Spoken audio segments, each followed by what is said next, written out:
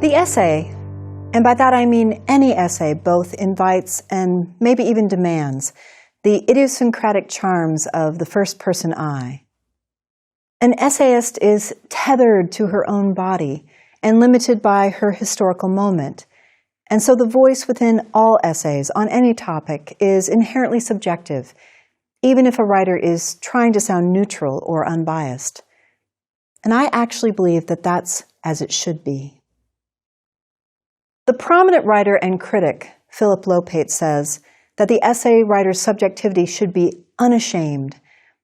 No essayist is impartial, and so she shouldn't strive to sound robotic. No, her job is to reflect and to interpret, to hypothesize and to muse, to comment, and yes, to judge. Now, whether she's successful in her persuasion is another matter altogether. And the essay writer's ethos or credibility will be either broken or made on whether she can discover new ways of thinking about old subjects, and whether she is able to see beyond herself to the wider world. The first-person I is a powerful thing. On the page, it seems to be slim, unassuming, a little pronoun as common as a tree trunk. But the I is the iron and diamond of the writer's self. If you don't quite believe me, try this experiment. Take any piece of writing that's in the third person, that's written with a he, she, or they, and turn part of it into the first person, singular point of view. It could be a car manual, a website, or even a children's story. If you only change the point of view, switching out the pronouns, I promise you that the writing will change, and it will change profoundly. So here's an example. I decided to search for some of the most boring third-person prose that I could find, and luckily I remembered Matthew Arnold. When I was a graduate student, I read a lot of wordy Victorian prose. If you're not familiar with them, Victorian novels may be used to while away long hours of cross-country travel. They're also handy as doorstops and as dumbbells, which is to say that 19th century books are really, really long. Now, I still adore all the novels by the Bronte sisters, and I find Dickens' books both enthralling and smart. But when it came to reading Matthew Arnold, I confess I had to drink pots and pots of coffee to keep my eyes open. So here's one brief passage from Arnold that I still have on my bookshelves. It's from a book called Culture and Anarchy. It's about Victorian society, and it discusses sweetness and light, by which Arnold means the beauty and truth of culture, as represented in literature, music, and the visual arts. Okay, try to stay awake. But whether at this or that time, and to this or that set of persons, one ought to insist most on the praises of fire and strength, or on the praises of sweetness and light, must depend, one would think, on the circumstances and needs of that particular time and those particular persons. And all that we have been saying, and indeed any glance at the world around us, shows that with us, with the most respectable and strongest part of us, the ruling force is now and long has been a Puritan force, the care for fire and strength and strictness of conscience rather than the care for sweetness and light. Did you find yourself nodding off? Okay, but Arnold's basic idea isn't a bad one. He's urging us to throw off the strictures of the past and to seek instead the very best of what's been thought and said, in writing and in art. In other words, he's interested in sweetness and light. But Arnold's use of the stilted pronoun one and the royal we drains his prose of personality. So what if instead of using his third-person one and the plural first-person we, Arnold embraced his own I? How would his writing change? Well, let's give it a try.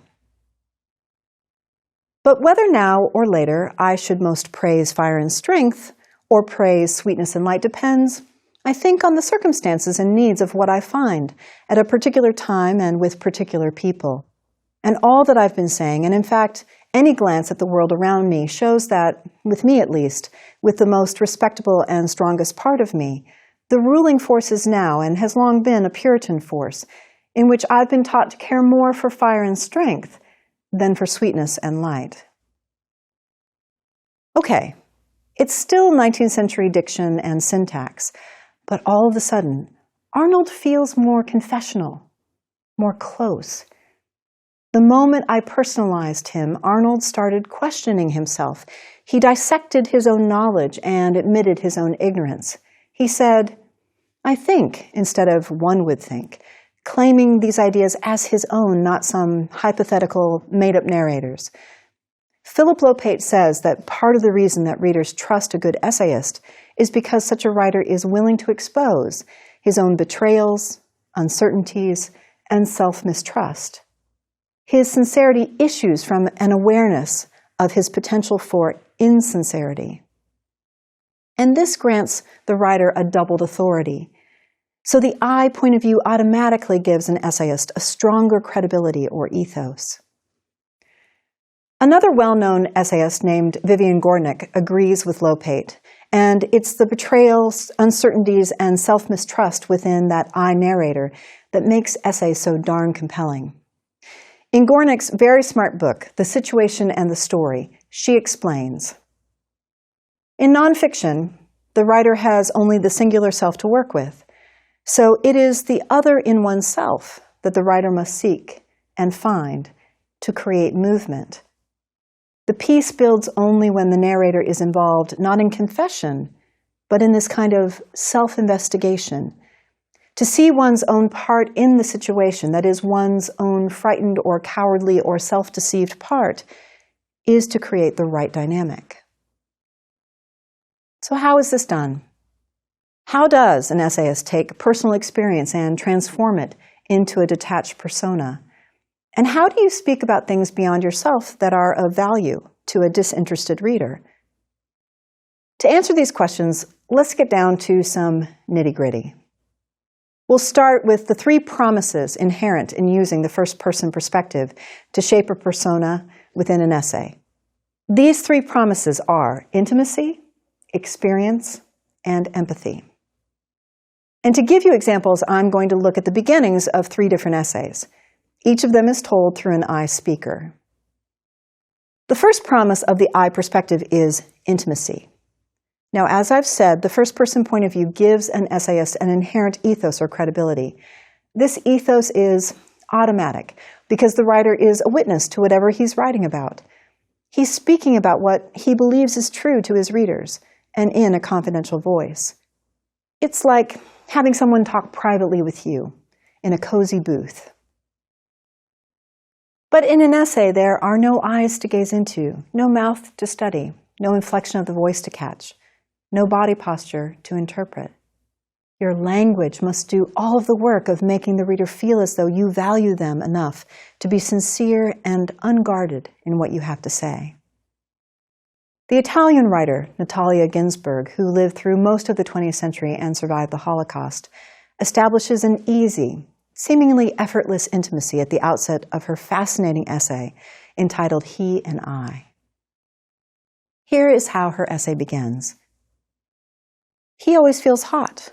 I always feel cold. In the summer, when it really is hot, he does nothing but complain about how hot he feels.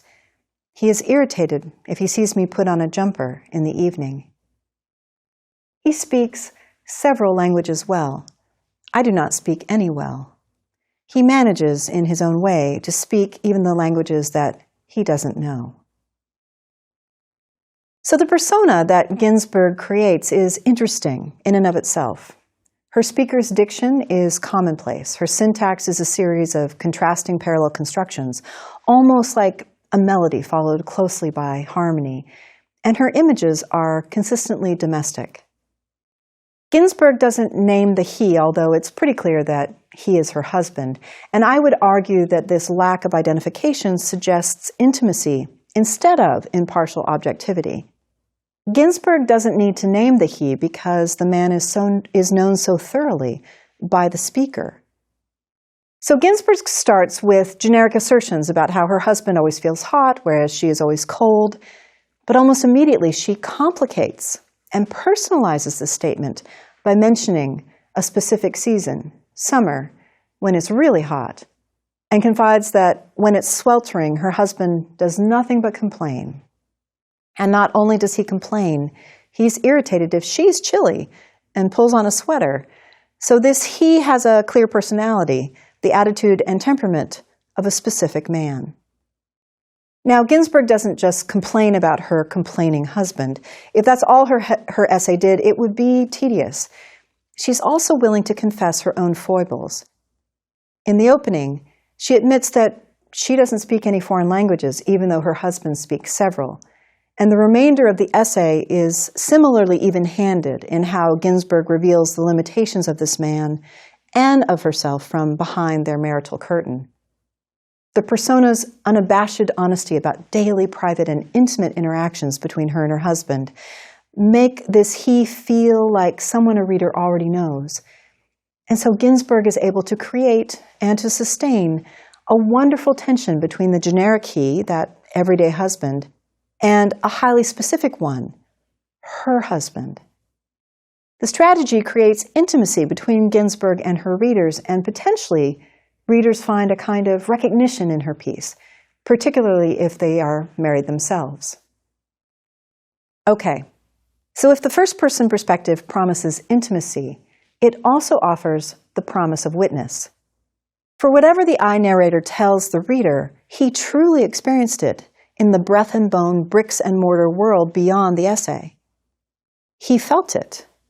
He did it. He thought it. Now here's the beginning of another personal essay, this time by Lars Einar.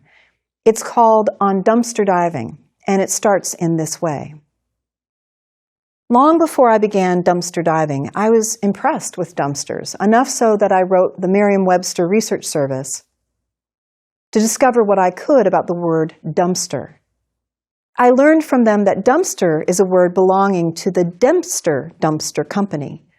And since then, I have capitalized the word, although it was lowercased in almost all of the citations Merriam-Webster photocopied for me. I began dumpster diving about a year before I became homeless. While my dog Lisbeth and I were still living in the house on Avenue B in Austin, as my savings ran out, I put almost all of my sporadic income into rent. The necessities of daily life I began to extract from dumpsters. Yeah, we ate from dumpsters. Except for jeans, all my clothes came from dumpsters. Boom boxes, candles, bedding, toilet paper, medicine, books, a typewriter, change sometimes amounting to many dollars. I acquired many things from the dumpsters. Now, this level of detail shows that Einar has eyewitness experience with this topic. And by telling the story from the I perspective, readers believe what he has to say. Einar really was homeless for 3 years, and he really did eat out of dumpsters. There's almost an automatic interest on our part to hear what this speaker has to say and to know what he's learned through his first-hand knowledge of homelessness. It's the same kind of magnetic pull that comes in a courtroom when a star witness is brought to the stand. Even before the witness swears to tell the truth, there's a built-in assumption that the speaker must know something that's vital and true.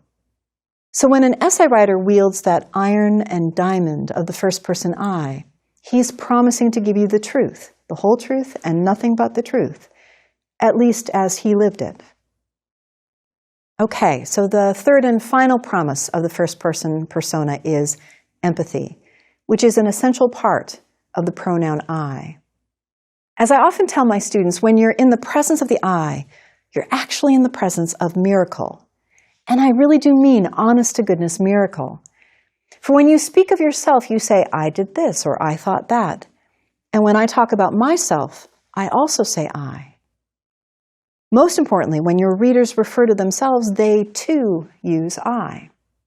And this means that, voila, the moment you evoke the I in your essay, the reader who's reading alongside you projects herself into what you're writing about. Lucy Greeley, in a haunting essay called Mirrorings, brings the I into the very first sentence. There was a long period of time, almost a year, during which I never looked in a mirror. It wasn't easy. I began by merely avoiding mirrors, but by the end of the year found myself with an acute knowledge of the reflected image, its numerous tricks and wiles, how it can spring up at any moment, a glass tabletop, a well-polished door handle, a darkened window, a pair of sunglasses, a restaurant's otherwise magnificent brass-plated coffee machine, sitting innocently by the cash register. This I is intimate.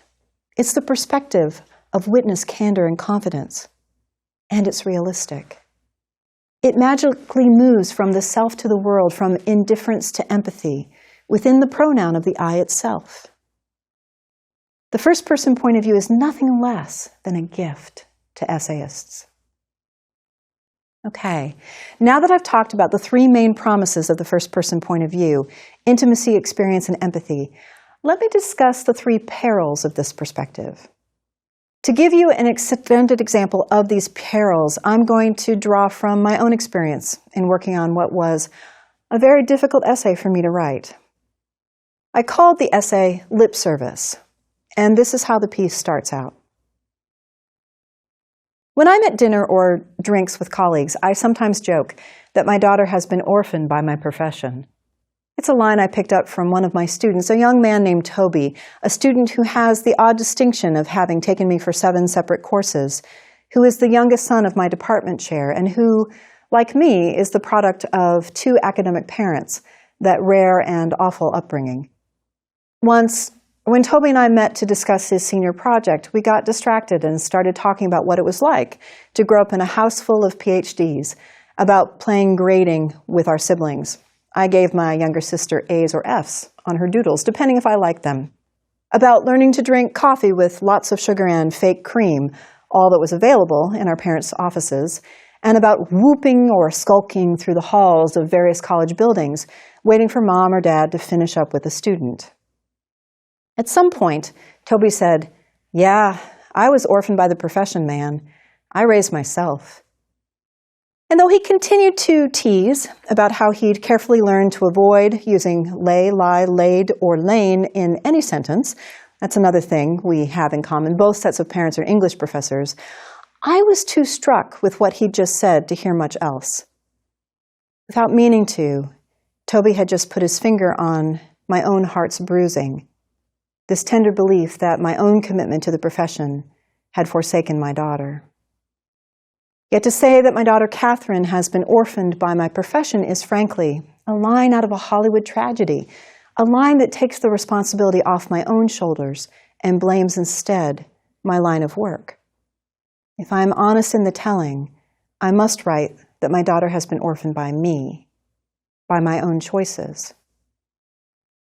Ask me what the most important thing in my life is, and I'll tell you that it's Catherine.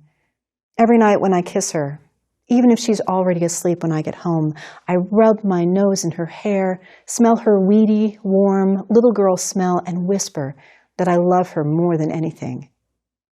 It is my ritual. But then take an inventory of my days, my weeks, get inside my head and see how I'm consumed with what needs to happen next, with the papers I need to grade, the novel I need to read, the manuscript I need to edit, the colleague I need to have lunch with. And it's clear that the most important thing in my life is an ongoing mental tally. My work, work, work. It's clear that putting my family before my work is just lip service. Lip service I pay to a version of myself that I project to others. And this version of myself is one I cherish, as any reader and writer of fiction cherishes one of her favorite characters. There's a website where a reader can take a quiz and be told which 19th century heroine she most resembles. I'm Anna Karenina, passionate, articulate, taciturn, tragic. At the time I was first working on this essay, my daughter Kate was 7 years old, and as is obvious in this opening, I was struggling with guilt over not spending enough time with her. I was trying to get tenure at my college, and so I was anxious and distracted. But my first attempt to get my feelings of guilt on the page actually didn't work at all.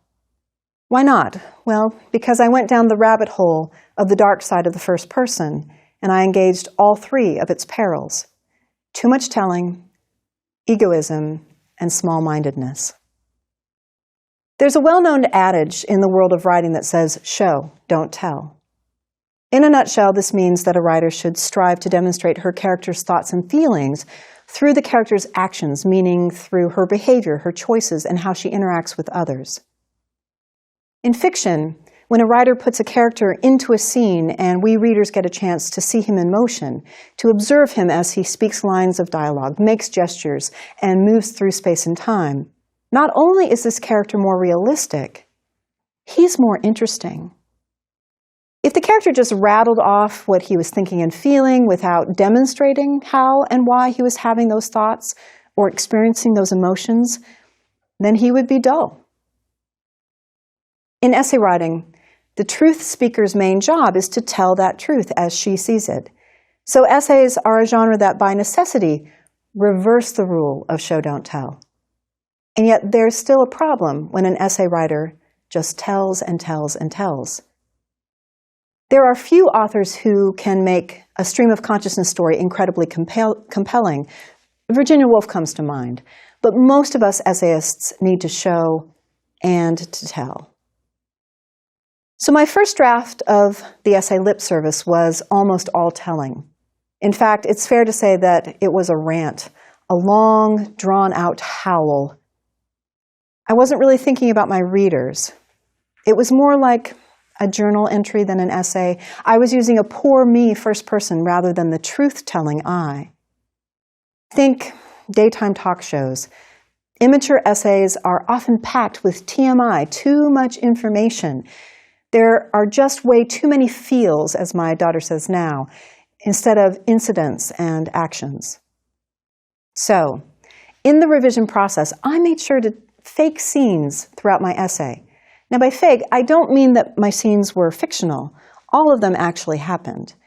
Instead, I mean this, that while I didn't write the full-on scenes that I do in fiction when I'm working to deepen my characters, and I didn't provide extended dialogues or descriptions of setting or gestures, I did sketch in the scenes, giving the essay that texture of showing. So in the opening to Lip Service, my readers see me and my former student Toby having a conversation about being raised as faculty brats. My readers can also see my nightly ritual of kissing that weedy, warm top of my daughter's head. These are mini scenes, and they're drawn from real life. They allow for imagery and sense-based details that telling rarely provides. So, the first peril of the first-person I is too much telling. The second is egotism. In his 1854 memoir, Walden, or Life in the Woods, Henry David Thoreau writes, "In most books, the I, or first person, is omitted. In this it will be retained. That, in respect to egotism, is the main difference. I should not talk so much about myself if there were anybody else whom I knew as well. Unfortunately, I am confined to this theme by the narrowness of my experience." And Thoreau is right. When we essayists write from the I, we can get lost. Our scope can remain too narrow. In my own case, the first draft of Lip Service was whiny and angry. I was venting. I wasn't reflecting. I wasn't writing for anyone but myself. A dazzling poet, Mary Oliver, says, "I write poems for a stranger who will be born in some distant country hundreds of years from now. I must make a complete poem, a river swimming poem, a mountain climbing poem. Not my poem, if it's well done, but a deeply breathing, bounding, self-sufficient poem." Self-sufficient writing is the job of essayists as well. To write a piece that lives beyond us, that swims and climbs and bounds on its own. And so, as I revised my own essay, I had to think about what this stranger in a distant country, hundreds of years from now, would think about my essay. Would my essay matter to her? Could it matter? In seeking to answer these questions, I worked hard to create a truth-speaking narrator for my essay. I needed her to tell my tale. And so I investigated myself. I implicated myself. And I worked hard to translate my low-level self-interest into something of value for a disinterested and unknown reader. Now, the final peril of the first-person I is small-mindedness, which is closely linked to the peril of egotism. In my messy first draft of lip service, I wanted to blame senior department members, my college administrators, and academia itself for making me neglect my child. But my motivations for writing the essay were wrong-headed. I blamed others. I wanted to play the part of a victim. And so I put away this essay for 6 months, and then I came back to it with fresh eyes. With my own writing students, I call this strategy iceboxing, which means that you put an essay draft in a metaphorical icebox and just let it sit. It will wait for you, while you gain some distance so that you see your work in a new way. Now, after iceboxing my own essay and rereading it again many months later, I realized that I needed to own my guilt. I needed to be honest about making my workaholic choices and then try to figure out why I am so driven to work, even when that meant I wasn't spending as much time with Catherine as I wanted to. To be self-reflective, I had to be curious about myself, to stand apart and think about my own actions and motivations. And that's actually how I came to the idea of lip service, which became the main focus of the piece and eventually the title of my essay. Once I admitted to myself that I was paying lip service to wanting to be a more involved parent, I was able to craft an essay that was right-headed instead of wrong-headed. I was able to become that truth speaker. Now, did that make this essay any easier to write? Nope, it sure didn't, not at all. Even after all these years, I still have difficulty reading back through this essay. Just as my former student Toby put his finger on my own heart's bruising, reading this essay bruises my heart every time I see it. But I will say I was honest in what I wrote, and I tried to think more broadly about the implications of being both a mom and a type A workaholic. Since the essay's publication, I've had a number of professor moms across the country tell me that the essay helped them. What I said resonated with their own guilt and anger, their own self-hatred, and their own stress and fear. So I was successful, at least in this piece, in moving my first-person I from myself to the world. Vivian Gornick says, "When I began to read the greats in essay writing, it wasn't their confessing voices I was responding to. It was their truth-speaking persona, by which I mean that organic wholeness of being in a narrator that the reader experiences as reliable. The one we can trust will take us on a journey, make the piece arrive, bring us out into a clearing where the sense of things is larger than it was before. Reliable, trustworthy, and conveying us to a clearing where we can see better. These are the reader's expectations of the essayist and our duties as the essay writer. So know that it's the iron and diamond of your own first person that can get you to the place Gornick imagines, to your own truth speaker on your own journey, arriving in a big sky clearing where things are larger, more expansive, and more understandable than they were before." My own essay ends by stepping into this particular clearing. I do not have the slightest idea how to live each day with Catherine at its center. And so I end with this beginning. I use my lips through my fingers to ask a question. Is a child deprived if she is raised primarily by her father, or is it the mother who deprives herself by choosing service over lips? For it is my lips that serve my heart, and when I don't press them to my daughter's head, when I don't make the time to do that enough, I have only the memory of having done so, a mental record of previous miracles. The miracle of my body holding hers becomes a book of faith, and just as the Christian must have faith in miracles through the symbolic record of them, the written memory, I must keep faith in my love for Catherine and in her love for me. My memory of that love, my record of it, is whether it exists, whether it will continue to exist. And so I service myself, my lips, to keep it in existence, to keep it alive, living, present, now.